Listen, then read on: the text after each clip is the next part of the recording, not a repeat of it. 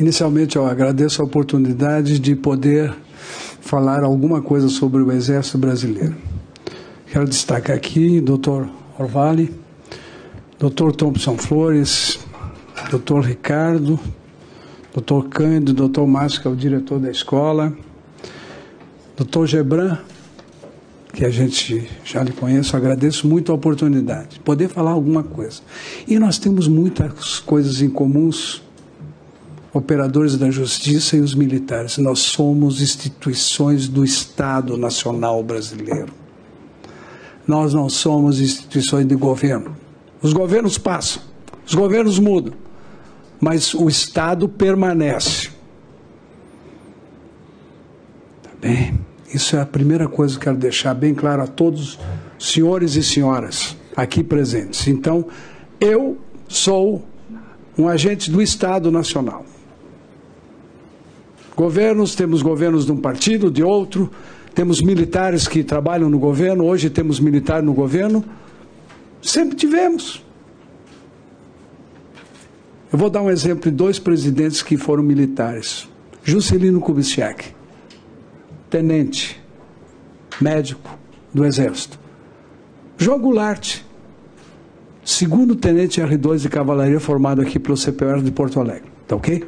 Então vamos lá. Eu vou falar algumas coisas da nossa profissão. Vou citar mais ou menos a história do Exército, como é que ocorreu tudo isso. E depois eu vou falar da profissão militar, que eu acho que nós temos que tratar disso. Nós não somos melhores nem piores, os militares. Nós temos coisas diferentes. A nossa profissão é diferente. Inicialmente aqui eu vou passar algumas imagens aqui. Eu tenho um filmete aí de 2 minutos sobre imagens do Comando Militar do Sul. Então, por favor.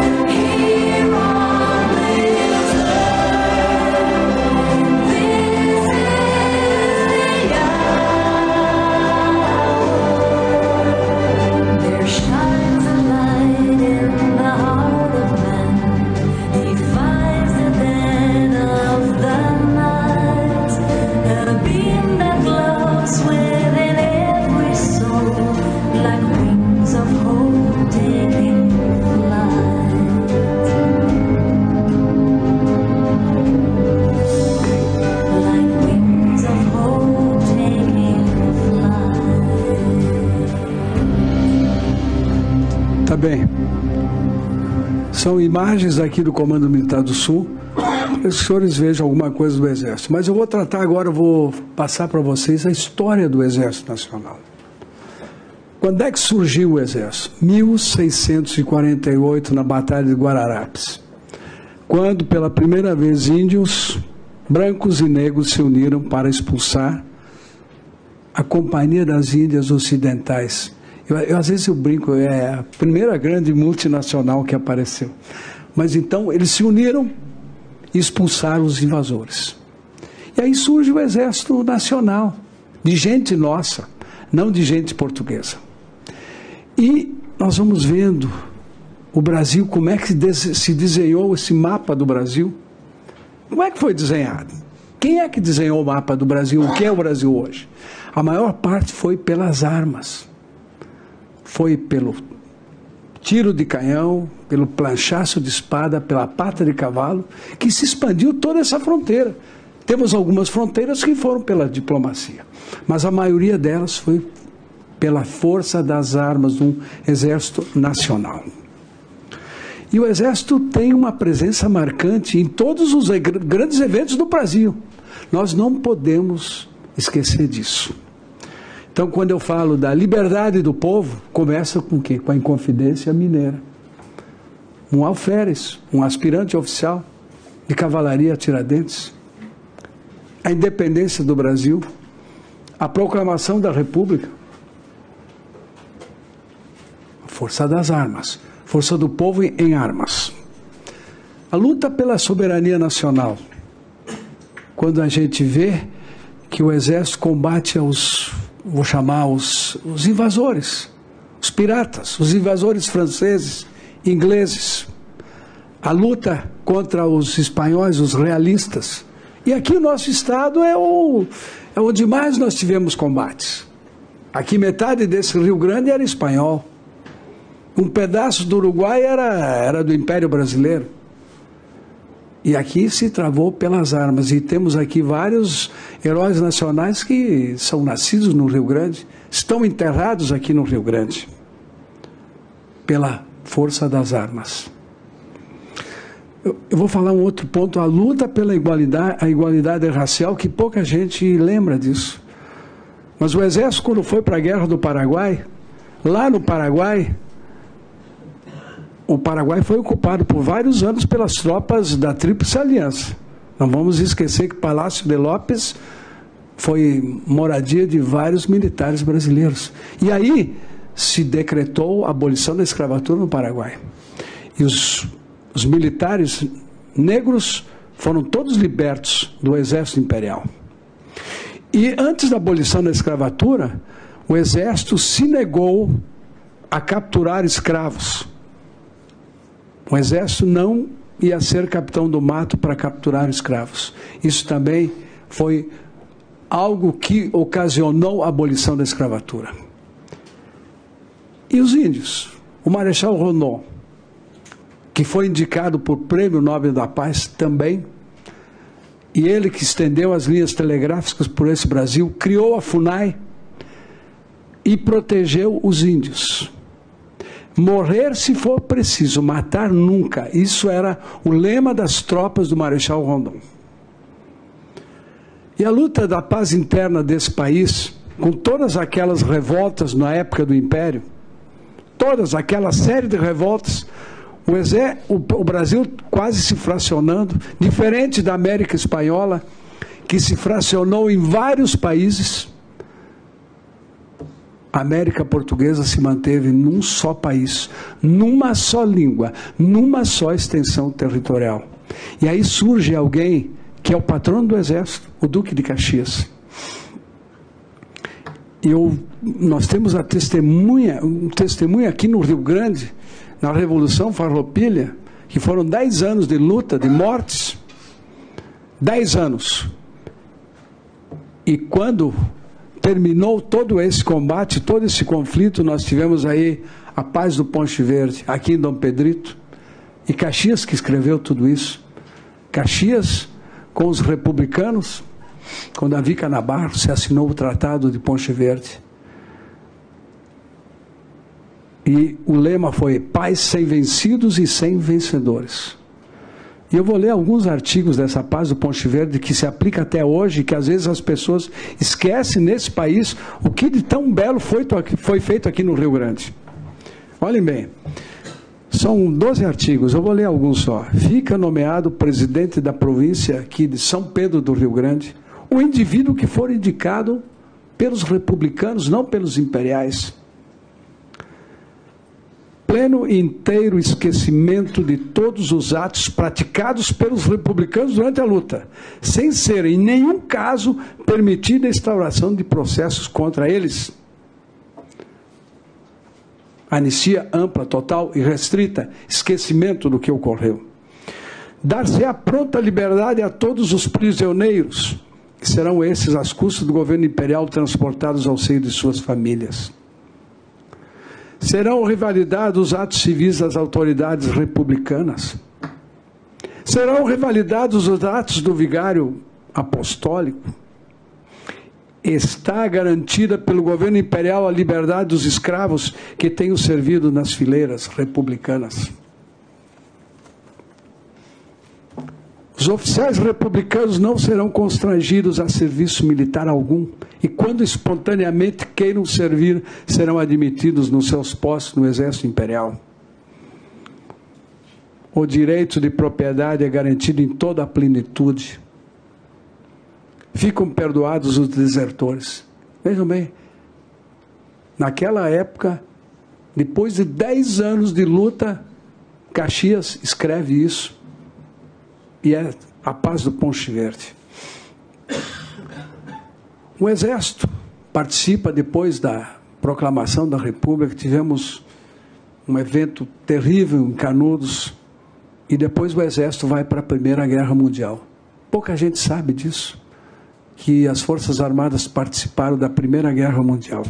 E depois da Segunda Guerra Mundial, onde 25 mil homens do Exército, muitos gaúchos, foram para a Itália, cerca de quase 500 morreram na Itália, e a Marinha perdeu também outros tantos, a Marinha de Guerra, e lá eles foram defender a democracia.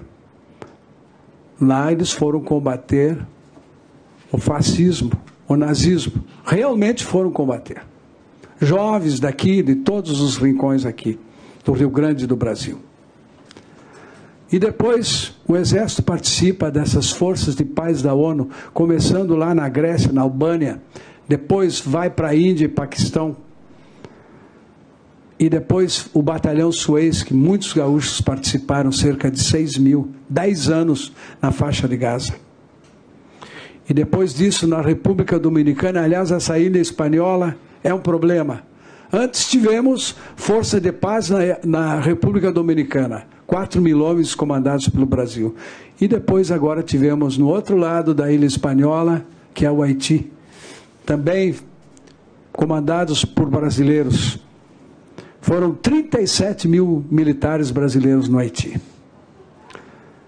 E outros conflitos, Angola, Moçambique, Timor-Leste, Peru e Equador, e tropas que estão fazendo desminagem na Colômbia, na Nicarágua, trabalhando há muitos anos, trabalhando em desminagem, porque muitos conflitos se colocaram-se muitas minas, que isso é um efeito colateral muito violento para a população civil e crianças principalmente. E hoje nós temos um general que comanda a maior força de paz na África, lá no Congo, são 22 mil militares, comandados inicialmente pelo general Santos Cruz e agora pelo general Elias. Só para saber, no Congo foram mais de 5 milhões de mortos naquele país. E é um general brasileiro que comanda toda aquela força. Outro detalhe aí que vamos falar, a luta pelo desenvolvimento nacional do Exército.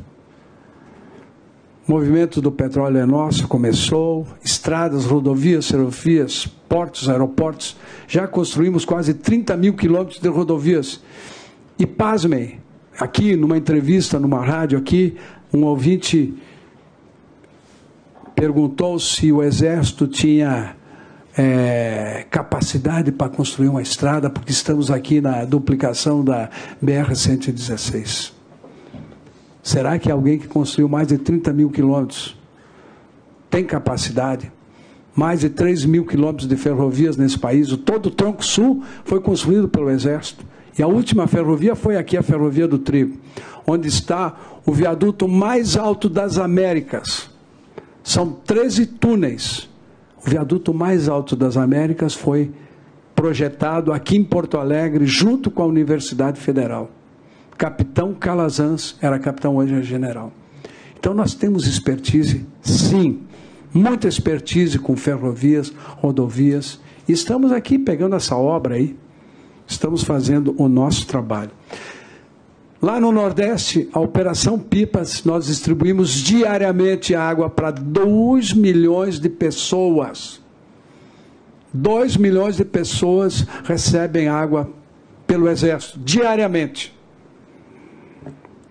E a presença na Amazônia? Presença na Amazônia, temos 22 mil militares. Eu posso falar aqui um dia inteiro sobre a Amazônia, que fui o comandante militar da Amazônia antes de chegar aqui em Porto Alegre e comandar o Sul. Lá onde o Estado não está presente, o Exército está presente. Lá o Exército abriga a todos, inclusive os operadores da Justiça.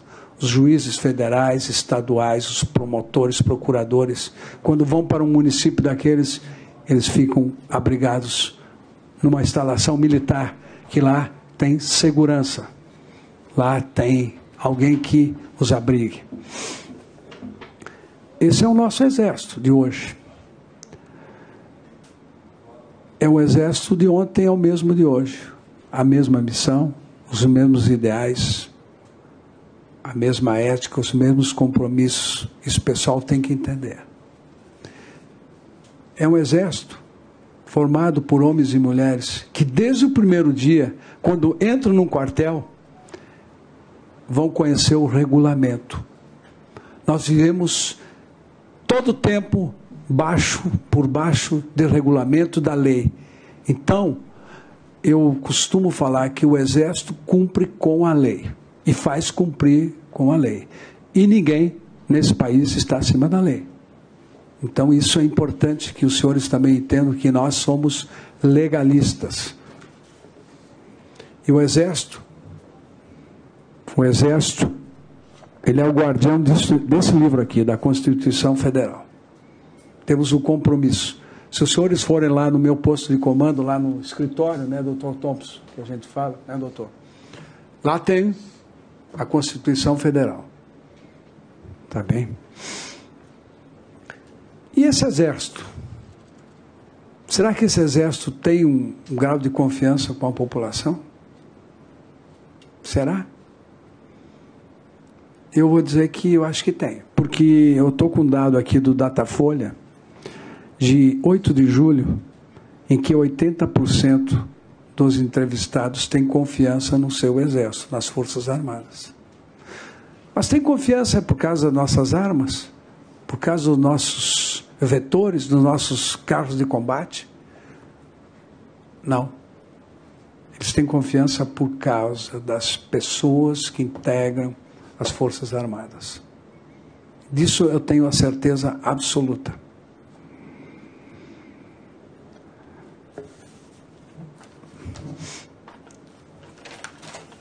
Eu quero falar alguma coisa da carreira militar. Desde o primeiro dia, quando a gente entra no Exército, então é apresentado um regulamento, regras de todo tipo. Nós somos, alguns dizem, os militares são bitolados. Pode ser que sim.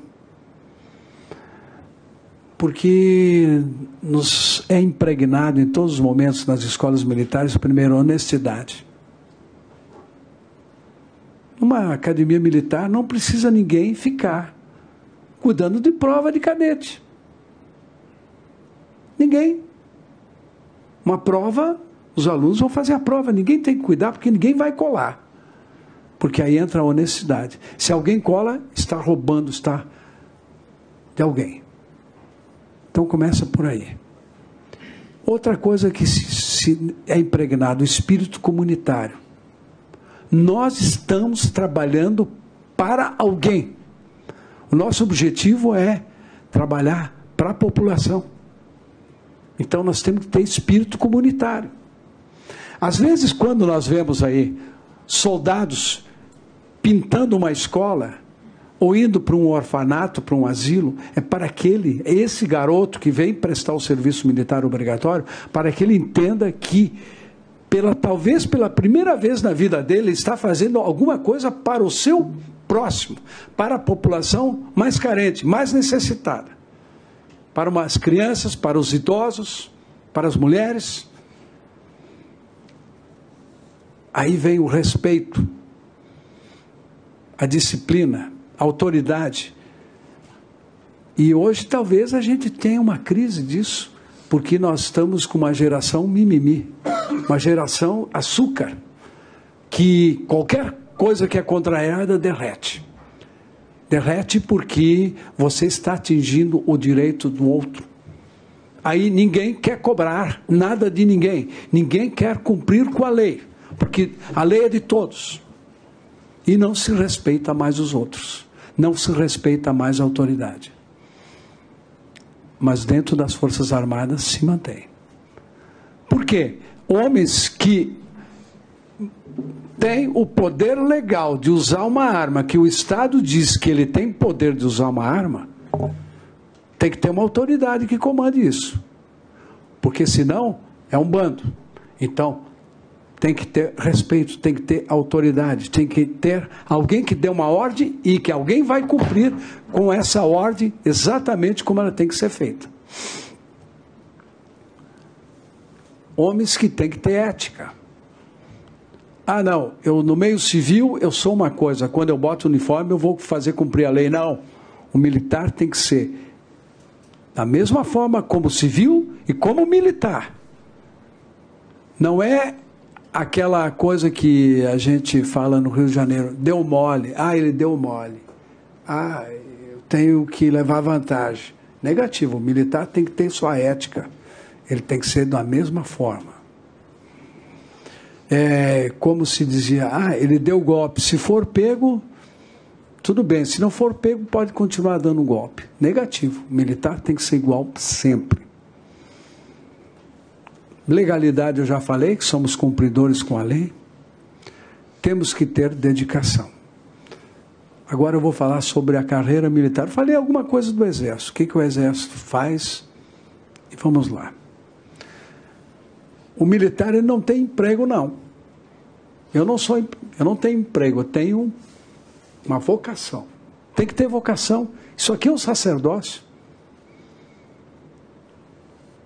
Tem que ter uma formação específica. A nossa formação militar é específica. Ela não vai servir quase nada para outra profissão. E ela abrange as ciências exatas e humanas dentro da academia militar. Às vezes o pessoal acha que nós vamos só aprender a lidar com armas. Negativo. O cadete vai passar ciências exatas, ele vai aprender mecânica, cálculo diferencial, integral, vetorial, geometria descritiva, balística, mas ele também vai ter a sua cadeira de filosofia e psicologia. Eu lembro muito bem que fiquei um ano inteiro falando só sobre a verdade. Um ano de filosofia era a verdade, a ética. Então, a carreira militar passa por tudo isso. Direito. Direito é muito importante na academia militar. Nós temos, a nossa profissão é diferente, temos restrições dos direitos trabalhistas. Então eu pedi aqui para o doutor Orvali, que nós temos na Constituição, no artigo 7º, temos direitos do trabalhador, né?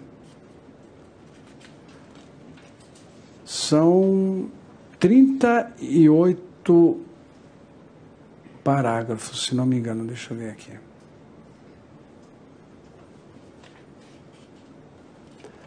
E aí, o que se aplica aos militares? De todos esses. Somente 12 dos 34. Somos diferentes. E tem que ser. Vocês acham que nós militares estamos reivindicando vários direitos trabalhistas? Negativo. Porque senão não seríamos militares. Seríamos uma empresa de segurança contratada, como ocorre lá no Iraque, em que os americanos e o Iraque contratam empresas de segurança, que tem ex-militares de todo mundo que trabalham nessas empresas. Eu não vou ler os artigos aqui, mas tem alguma coisa que eu posso falar. Por exemplo, nós temos dedicação exclusiva. Eu não posso ter outro trabalho. O general Mioto, ele não pode ser sócio de uma empresa. Não posso ter outro trabalho. Eu não posso, depois, digamos, que eu saio do quartel, fazer outra atividade. Eu não posso. Proibido por lei. Nós temos risco de morte. Sim. Eu comando 52 mil militares. São 52 mil homens. Todo dia vem um relatório e eu tenho gente que se acidentou, gente que morreu, outros que tentaram suicídio, outros que no final de semana faleceram por motivo de acidente, que não é em serviço. Mas nós temos risco de morte. Se um militar nosso é piloto de um helicóptero, ele voa em condições muito mais difíceis do que um piloto de helicóptero de uma empresa normal. Porque nós costumamos brincar com a Força Aérea. O operador de radar da Força Aérea, ele trabalha de modo que os aviões fiquem próximos. E aqui no Salgado Filho, o operador da torre, ele trabalha para que os aviões fiquem distantes, não se choquem. Não, nós, as Forças Armadas, é para que eles operem próximos. É isso? É o risco. Vigor físico. Os senhores acreditam que eu tenho que fazer teste físico? Aqui, corrida, flexão de braço. Eu com 64 anos. E às vezes eu me saio melhor do que algum major por aí, viu? Tá? Então, vejam bem, temos que ter vigor físico. E aí entra a questão que até pega com vocês. Às vezes alguém entra na justiça porque acha que ele é diferente, que ele não precisa fazer um teste físico, ou... Eu vou dar um exemplo para vocês. Na Força Aérea, o piloto, o cadete, eles vão medir o osso, o fêmur aqui. E se for mais de tantos centímetros, ele não pode entrar na academia da Força Aérea. Mas por que isso? Se um juiz, vocês vão olhar, isso é um absurdo. O que tem que ver comprimento de um osso com uma profissão? Tem. Por quê? Porque ele vai pilotar um avião, e esse avião, a hora que ejetar o assento no acidente, vai bater com o joelho, e ele vai se quebrar todo e não vai ejetar, vai ter um problema, ele vai morrer. Então, são coisas, particularidades da nossa profissão. Obrigado. Vejam bem, são coisas... É assim a nossa profissão. E aí tem o peso, o índice de gordura. Ele vai conseguir subir numa corda, ele vai conseguir ser um paraquedista, sabendo que, se ele tiver que fazer uma aterragem na água, ele vai ter que, no momento, soltar o seu tirante e vai ter que segurar com o braço o paraquedas. Então é assim. A nossa profissão tem essas coisas. E as mulheres e os homens? O teste das mulheres é um pouco diferente, e tem que ser. Mas elas vão ter que atirar com o mesmo fuzil. Não tem fuzil para mulher. Não tem mochila para mulher. A mochila que carrega. É igual. Então vejam bem a particularidade. A profissão militar. E o tempo de serviço de homens e mulheres é o mesmo para se aposentar. Agora vai para 35 anos. Homens e mulheres. As igualdades são para homens e mulheres. O tempo de serviço, o interstício para promoção é igual. Tá bem? Vocês aí que são mulheres é dessa forma. É diferente nos outros exércitos do mundo? Não. Aliás, no exército americano, o uniforme de mulher é igual ao de homem. Aqui que é diferente, é mais feminino. É mesmo. A mobilidade geográfica. O Exército, quando a gente entra no Exército, a gente está sujeito à transferência. Porque o Exército é nacional. Então, alguém é transferido de Porto Alegre, vai para Coxim, no Mato Grosso. De Coxim vai para São Gabriel da Cachoeira. E de São Gabriel da Cachoeira vai para o Rio de Janeiro. Porque o Exército é nacional. E às vezes nós temos unidades que têm pouca gente e temos que colocar mais gente na Amazônia, mais gente no Nordeste. Tem que sair muita gente de um lugar para o outro. E aí vocês vão ver que vocês recebem aí, às vezes, alguém que não pode ser transferido. Que acha que não pode, mas o colega do lado pode, ele não pode. Mas o Exército também ele dá uma chance para isso. Qualquer militar pode não concordar com a transferência e vai fazer um documento que vai chegar no comandante do Exército. Mas às vezes esse militar ele acha que ele vai entrar na justiça e vai ganhar uma liminar e ele não vai. E é assim, a lei é assim. E nós vamos cumprir com a lei. Mas é difícil. Como é que a gente explica para o outro militar que ele pode ser transferido e aquele não pode? Se quando o cara entrou na escola militar, ele sabia que podia ser transferido para qualquer lugar desse país. Tá bem? Eu já fui transferido para...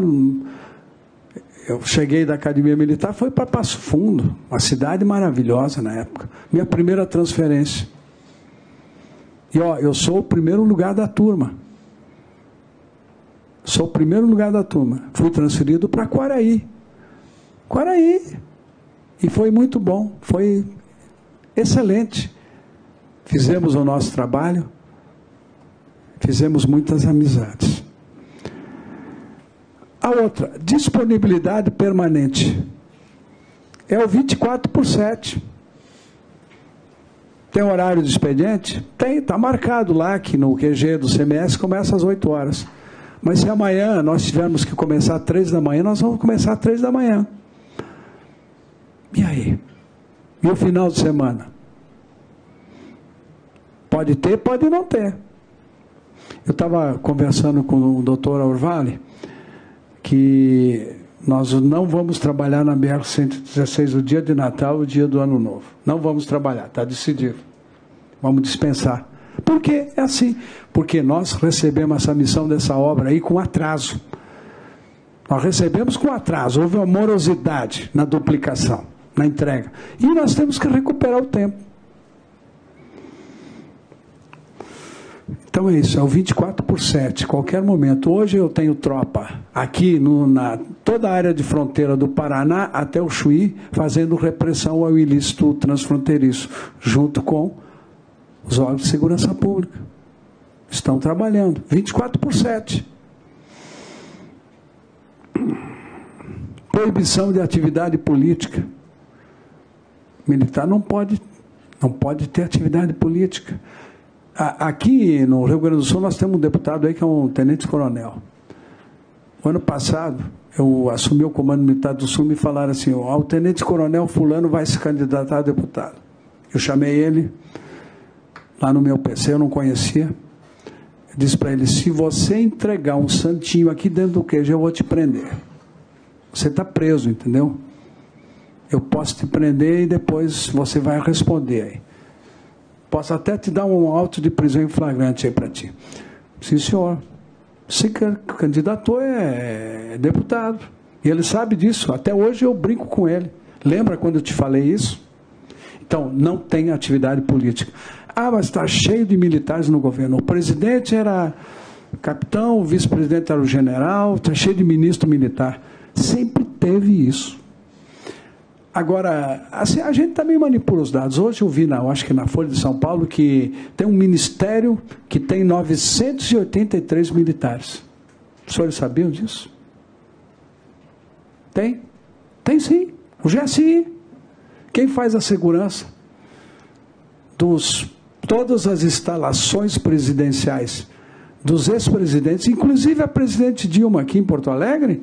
Aqui eu tenho 6 sargentos que trabalham com ela, ou 4 sargentos. Sim, é normal. Sim, tem direito à segurança, ao apoio, motorista. Por que não? Então, esses militares que estão lá nesse ministério, no GSI, eles fazem toda a segurança do palácio, toda aquela parte. É normal, sempre foi assim. Então, se manipula dados também. O militar não pode ter sindicato também, não pode fazer greve. Militar do Exército, da Marinha, da Força Aérea, não tem isso, não pode. E como é que nós vamos reivindicar um aumento, alguma coisa, sei lá? Não tem como. Só o comandante pode fazer isso. O comandante com o ministro da Defesa. Consequência para a família dos militares. Como é que é? O cara é transferido com a família, com os filhos. Eu vou dar um exemplo, é muito simples. Eu tenho 2 filhos, uma menina e um menino. Hoje já não são tão meninos, né? Ela é médica e ele é capitão. Cada 2 anos, no mínimo, eles trocaram de escola. Cada 2 anos trocaram de escola. A minha mulher era professora aqui do estado. Vamos para o Distrito Federal, como é que vai trabalhar? Rio de Janeiro, Manaus. Acabou a profissão. Agora vamos lá, vou dar outros exemplos. Lá em São Gabriel da Cachoeira, na Cabeça do Cachorro, o senhor conhece lá, né? Uma médica lá, uma médica obstetra, o marido dela advogado. Foi do Rio de Janeiro para lá. Como é que ele vai trabalhar de advogado em São Gabriel da Cachoeira? Não tem como. Acabou a profissão dele. Da mesma forma, eu dei um exemplo de uma mulher com o marido. E quantas mulheres que perdem o seu emprego? Não tem como prosseguir. E a adaptação dos filhos. Como é que esses filhos que trocam de lugar cada 2, 3 anos? E aí nós vemos que muitas vezes os militares vão transferidos para um lugar para o outro e deixam os filhos num lugar. Às vezes a esposa no outro. É difícil. Isso pesa na educação dos filhos. Como é que eles vão passar no vestibular? Aí entra o colégio militar. Aí às vezes é a crítica do colégio militar. Que isso é um privilégio dos militares. Eu não acho que é muito privilégio, não. Eu não estudei em colégio militar, sou filho de civil. Meus filhos estudaram aqui no Colégio Militar de Porto Alegre. É um colégio que ele presta apoio aos militares transferidos. Transferidos. É pago. Todo mundo paga o colégio militar. Não é grátis. Paga. E em torno de 30% dos alunos são filhos de civis, que prestam concurso para o colégio militar. O senhor fez colégio militar? É filho de civil ou militar? É de civil, concurso. Né? Eu me lembro que o senhor tinha falado. Tá bem?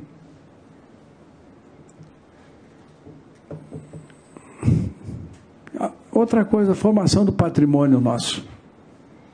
Nós temos condições de formar um patrimônio com a carreira militar? Não temos. Mínimo, do mínimo mesmo, mínimo minimório. É quase impossível alguém amelhar recursos para formar um patrimônio. Por quê?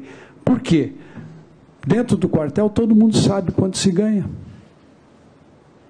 A diferença do sargento para o coronel não é tão grande assim. Então, é uma dificuldade, porque não se pode ter outro emprego, não se pode ter outra atividade. Às vezes a esposa é prejudicada com tudo isso. E aí vem até outra coisa, relações do núcleo familiar. Como se a gente é muito transferido para todos os lugares, muita transferência, fica aquela dificuldade dos irmãos, dos primos, terem aquele relacionamento familiar que é muito salutar para todas as famílias. Aí vamos falar do direito trabalhista. Hora extra, não tem. Folga, não tem. Adicional noturno, não tem. Fundo de garantia, não tem. Aliás, os senhores também não têm fundo de garantia, não vamos falar também disso, né? Disciplina, rígida disciplina. É difícil a gente se adaptar com a disciplina.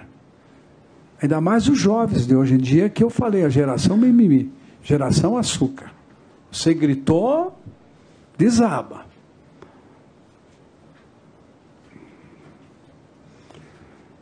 Aí eu vou falar da Previdência. O senhor sabe que os militares aposentados, vou chamar assim, eles continuam contribuindo para a Previdência? Desde sempre? Desde sempre. O militar se aposenta e continua contribuindo. E se nós formos contar com hora extra, com adicional, com tudo isso, nós temos aí uns 45 anos de serviço, não é 35, não é 30. E a nossa contribuição, como o pessoal contribui na ativa, com a reserva, a gente contribui muito mais de 60 anos, ao invés de 30. Tem que fazer essa conta.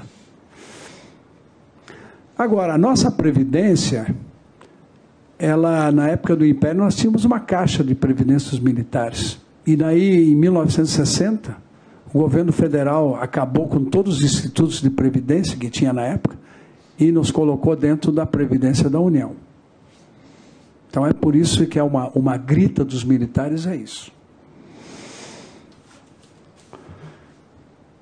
Estou quase terminando aí. Vamos falar outra coisa de cota. Às vezes tem questionamento de cota. Tu vai falar sobre essas coisas? Não? Eu só vou dar um exemplo aqui. Problema de cota. Então vamos primeiro... Eu vou dar o concurso da escola de cadetes, que seria a universidade. Esse concurso de agora nós temos 450 vagas, 43 mil inscritos. Homens, 33 mil para 320 vagas. São 103 candidatos por cada vaga e tem 80 vagas de cota. Aí fica 91. Baixa de 103 para 91. Femininos temos 10 mil, 40 vagas femininas e 20 por cota. 40, isso dá... As vagas femininas dá 268 por vaga e na cota 229 por vaga. Muito bem. Na Academia Militar, hoje seria 20%, é isso? A cota racial?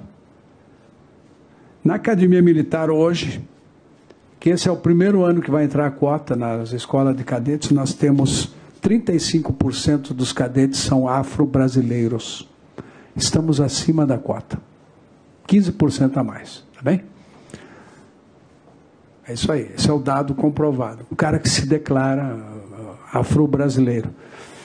Eu prefiro usar esse termo afro-brasileiro do que afrodescendente. Eu acho que eles são brasileiros, né? Afro-brasileiro.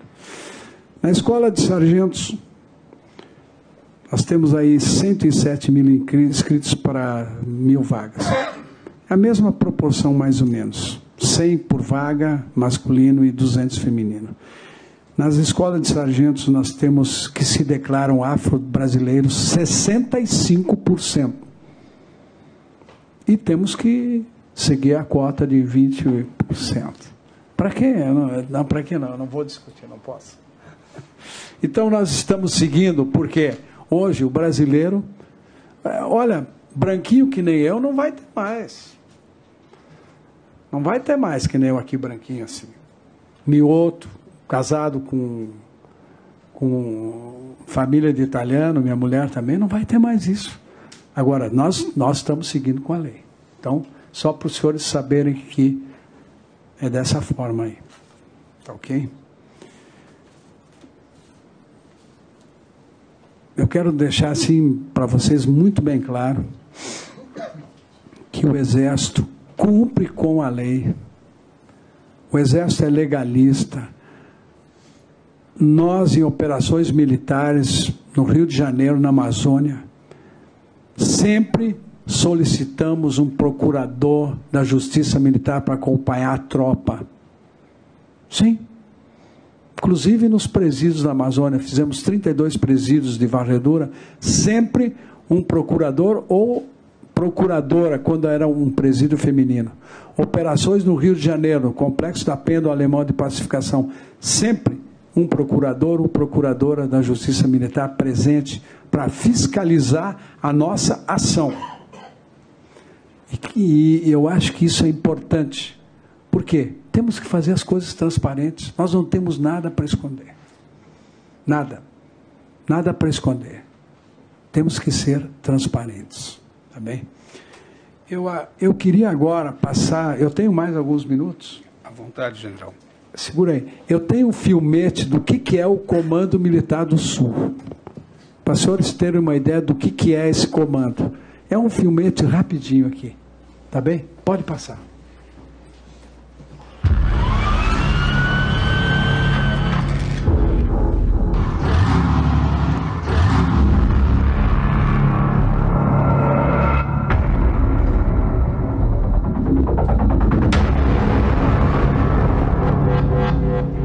O Comando Militar do Sul abriga a maior frota de blindados do Exército Brasileiro. São 90% dos veículos blindados do país. Esse grande comando da Força Terrestre é integrado por organizações militares situadas nos estados do Rio Grande do Sul, Santa Catarina e Paraná. O Comando Militar do Sul, com sede na capital gaúcha, destaca-se como a elite do combate convencional e tem como principal missão manter a soberania na área estratégica sul do Brasil. Com um total de 52 mil militares, o Comando Militar do Sul tem 1/4 do efetivo total do Exército Brasileiro. Esses bravos soldados atuam nos mais de 576 mil quilômetros quadrados de área da região sul do país, que faz fronteira com Paraguai, Argentina e Uruguai. Por sua localização estratégica, o Comando Militar do Sul atua também na forma da lei, cooperando no combate aos crimes transfronteiriços e ambientais. A potência militar da região sul do país também é evidenciada por ter sob seu comando 100% da artilharia autopropulsada, 75% da cavalaria mecanizada, da artilharia e da engenharia do Exército Brasileiro. O Comando Militar do Sul associa o preparo permanente de sua tropa a ações que proporcionam benefícios para os 30 milhões de brasileiros que vivem na região sul. Contribuir para a defesa da pátria, para a garantia dos poderes constitucionais, da lei e da ordem, também são missões desse comando. Como ação subsidiária, participa do desenvolvimento nacional e de ações de defesa civil na forma da lei. Para cumprir sua nobre missão, o Comando Militar do Sul conta com 2 divisões de Exército. A 3ª Divisão de Exército, com sede em Santa Maria, no Rio Grande do Sul, e a 5ª Divisão de Exército, em Curitiba, no estado do Paraná. Conta ainda com 3 brigadas de cavalaria mecanizada, 2 brigadas de infantaria motorizada, 1 brigada de infantaria blindada, 1 brigada de cavalaria blindada, 1 brigada de infantaria mecanizada e 2 artilharias divisionárias. Ante a qualquer ameaça que se configure, cada brigada conta com pessoal, estrutura e equipamentos capazes de reforçar suas unidades militares desdobradas no terreno. Operacionalmente, o Comando Militar do Sul dispõe também de tropas diretamente subordinadas e altamente especializadas.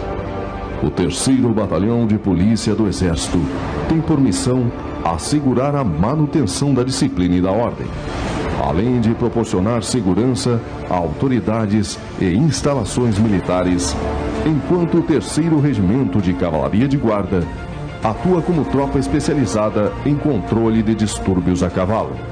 O 3º Batalhão de Comunicações garante as bases físicas e logísticas para a operação do sistema de comando e controle.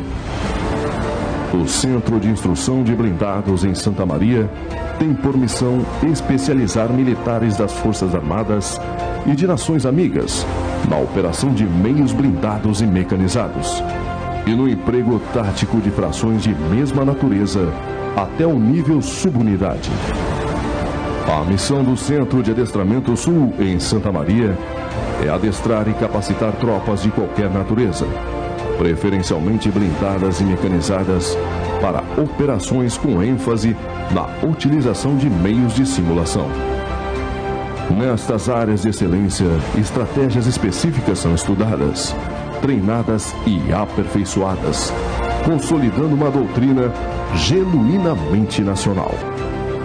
A 3ª Região Militar sediada em Porto Alegre e a 5ª Região Militar em Curitiba são os grandes comandos administrativos que coordenam as atividades logísticas na região sul do país.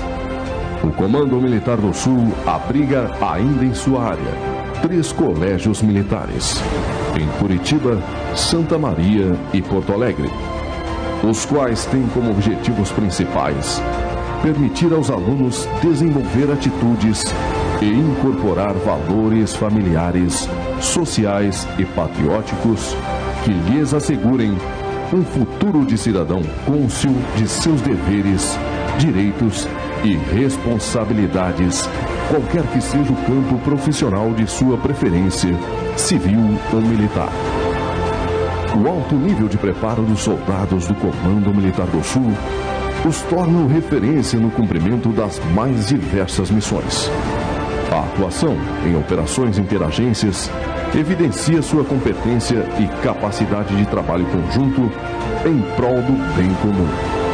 Sua destacada participação também acontece em missões de paz, apoio à defesa civil, garantia da lei e da ordem, ações comunitárias, defesa de fronteiras e demais ações que associam o preparo da tropa ao apoio à população. O Comando Militar do Sul está alinhado ao processo de transformação do Exército Brasileiro e preparado para os desafios que virão. Para isso, estão em perfeita sinergia o emprego de tecnologia avançada e de profissionais altamente capacitados e motivados. Com essa estrutura, capacidade e competência, o Comando Militar do Sul garante a soberania na área estratégica sul do Brasil. Comando Militar do Sul, elite do combate convencional. Bem, eu esqueci uma coisa importante aí. O problema de drogas, tá bem? Eu acho que vocês recebem, às vezes, alguma coisa sobre isso. Quem tem o monopólio, quem tem o direito de usar uma arma municiada, não pode usar droga. Os senhores imaginam um soldado no QG com um fuzil na mão e que fumou maconha e que pode disparar em pessoas inocentes? Quem tem o monopólio da violência, nós temos o monopólio da violência, não pode usar drogas. Então eu sei que às vezes pode aparecer alguma coisa, porque tem um mínimo. Dentro do Exército não existe mínimo, porque nós temos uma responsabilidade de homens e mulheres para preservar vidas. E quem tem o monopólio de usar uma arma, que o Estado proporciona o direito, não pode ter dessa forma. Tá bem? Esse é o nosso entendimento. Bem, outra coisa é a meritocracia. Eu queria deixar para vocês que dentro das Forças Armadas a meritocracia é importante. Quem estuda, quem se dedica, sobe. Isso é algo que existe, que a gente valoriza muito, para dar oportunidade a todas as pessoas de bem que queiram seguir a sua carreira, que possam seguir. E o filmete foi uma ideia para vocês aí de ver o que é o Comando Militar do Sul, qual é a nossa responsabilidade, qual é a nossa capacidade e as nossas deficiências também. Tá, ok? Eu agradeço a oportunidade de estar aqui. Temos muita, mas muita admiração pelo trabalho dos senhores e das senhoras. E não é só o Exército que tem, a população admira muito a coragem moral dos senhores e senhoras, de aplicar com a lei, de deixar bem claro que a lei é para todos os brasileiros, os homens e mulheres. Temos a maior profunda admiração pelo que vocês fazem. Isso é uma virtude de um país, de um Estado, em que a lei, os homens que operam a lei têm a sua liberdade de fazer uso, de aplicar para todas as pessoas. Tenho maior admiração por vocês aí. Muito obrigado.